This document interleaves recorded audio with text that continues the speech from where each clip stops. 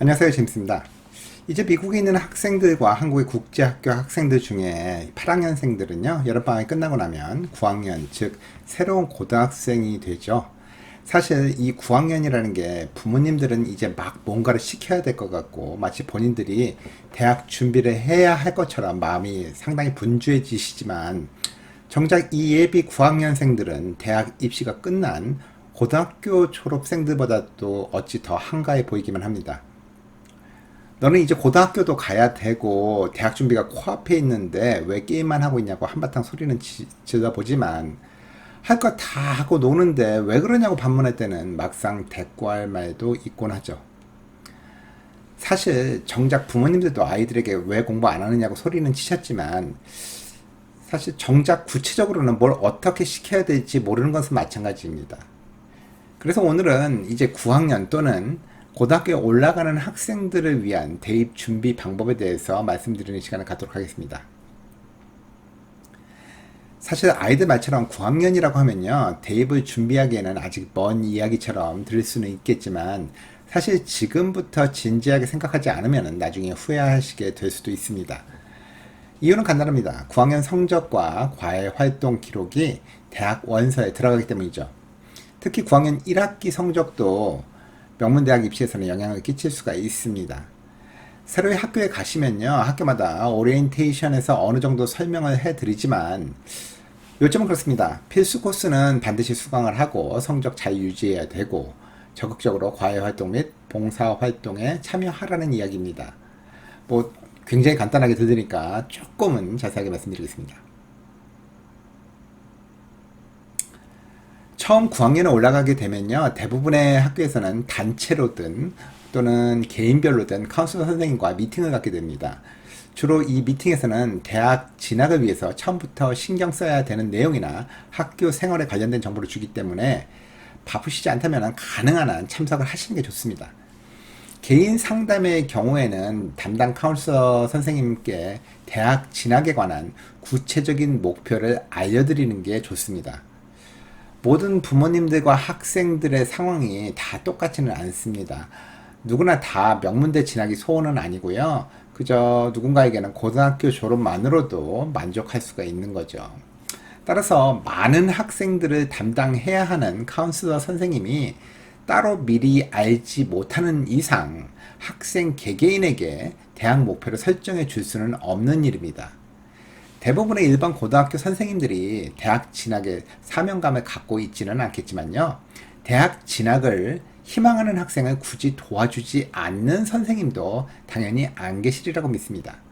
따라서 부모님들과 함께 상담을 하고 목표를 밝혀서요, 도움을 받으시는 게 현명한 일입니다.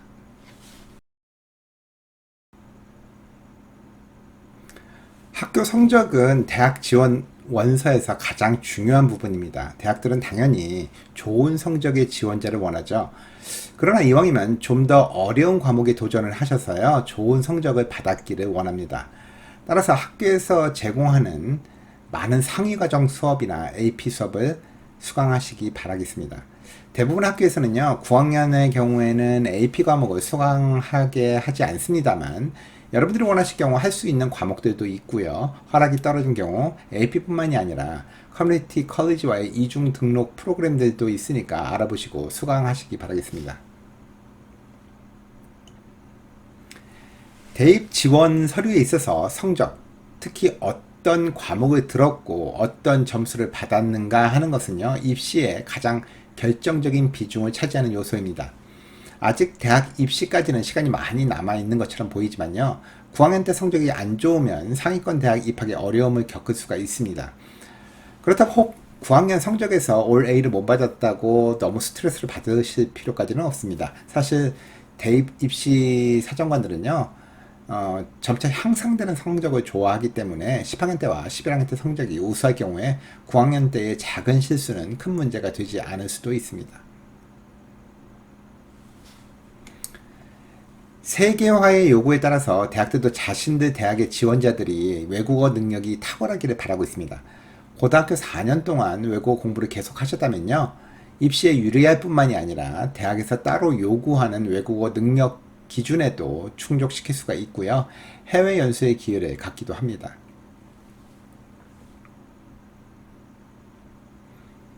어느 과목에 어려움이 생기면 바로 해결하시는 게 좋습니다. 일반적으로는 수업이 어렵다고 그 사실을 아이들이 부모에게 바로 얘기하는 경우는 드물죠. 대개는 이미 시험을 망쳐서 안 좋은 성적이 나오기 직전에 미리 분위기 깔려고 선제적으로 말하는 경우가 대부분이죠. 따라서 아이들이 이미 도움을 요청했을 경우에는요, 최대한 바로 조치를 해주시는 게 좋습니다. 뭐 근처 학원을 이용을 하시던 온라인상의 도움을 받으시던 9학년 때 최대한 어느 정도는 해결을 하고 넘어가셔야 합니다. 특히 9학년 매스나 랭귀지 과목에서의 문제는 학년이 올라갈수록 해결이 안 됐을 경우에는 더 큰 문제가 되기 마련이죠. 9학년이 되면요, 교내 외의 클럽에 가입하는 등 엑스트라 커리큘러 액티비티즈에도 신경을 쓰셔야 합니다. 대학들은 왕성한 호기심과 잠재적 리더십을 갖춘 학생들을 찾기 때문에 학교 안팎에서의 왕성한 과외 활동은 입시 사정관들에게 좋은 인상을 주기 마련이죠.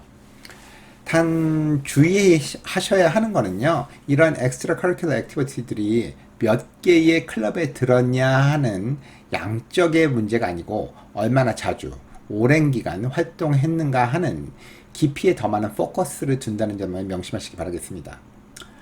9학년 때는 아이들이 아무 생각 없이 이 클럽 저 클럽 가입했다가 재미없다고 그만두었다가 10학년 11학년 때까지도 같은 일을 반복하는 학생들이 있는데요. 그래서는 아무런 과외 활동도 인정받지 못할 수가 있습니다. 일반적으로 클럽과 같은 그런 과외 활동에 있어서 1년 이내의 경력은 인정받지 못하는 경우가 대부분입니다. 또한 잠재적 리더십을 인정받으려면요, 클럽에서 리더십 포지션까지 올라가는 데 있어서 최소 2, 3년 정도는 활동을 해야 되기 때문이죠. 9학년은 대학 탐색을 진지하게 하기에는 좀 이른감이 있는 시기이긴 합니다만, 대학 유형에 대해서 알아보기에는 뭐 적절한 시기인 것 같습니다. 만약 사시는 지역 가까운 곳에 대학이 있다면요, 보통 1시간 정도 소요되는 공식 캠퍼스 투어에 참여해 보시는 것도 좋은 경험이 될 것입니다. 이런 경험은요, 10학년 때나 12학년 때 하게 될 대학 리스트 작성과 포트폴리오를 만드는 데 있어서 상당한 도움이 될 수가 있기 때문이죠. 책을 많이 읽으라는 조언은요, 초등학교 때서부터 고등학교 졸업할 때까지 계속해도 지나치지 않을 수 있는 조언입니다. 책을 많이 읽을수록 말하기, 쓰기, 그리고 비판적 사고 능력이 강해질 뿐만이 아니라, 이런 능력은요, 단순히 학교 숙제를 넘어서 SAT나 ACT 같은 시험뿐만이 아니라 대학 수업에도 큰 도움이 되기 때문입니다. 방학을 그동안 그저 쉬는 기간이라고 여겨왔다면요, 이제부터는 보다 생산적인 일을 하는 기간이라고 여겨야 합니다. 여름방학은 좀 더 보람있고 의미있는 경험을 할 수 있는 아주 귀한 시간이고요. 이를 통해서 대학원서의 인상적인 경험을 쓸 수 있는 좋은 기회가 됩니다. 방학 내내 집에서 게임이나 하면서 날리지 말고요. 여행, 지역 봉사활동, 스포츠 캠프나 아르바이트 등 여름을 보다 다양한 경험을 할 수 있는 기회로 만드시기 바라겠습니다. 중학교 때 잘하던 아이가요, 고등학교 때 갑자기 변한다라는 이야기는 이제는 너무 흔한 얘기죠. 아마도 사춘기라는 성장기에 큰 변화를 잘 대처하지 못한 결과가 아닌가 싶은데요. 부모님들도 너만 사춘기냐? 나도 갱년기다 하며 아이들과 다투시다가는요, 중요한 시기를 다 놓쳐버리고 나중에 만족스럽지 못한 선택을 해야만 할 수도 있습니다. 지금은 부모님과 자녀들이 함께 앞으로의 4년을 미리 계획하며 다짐하는 시간을 갖는 것이 중요한 때일 것입니다. 지금까지 입시 전문가 제임스였습니다. 감사합니다.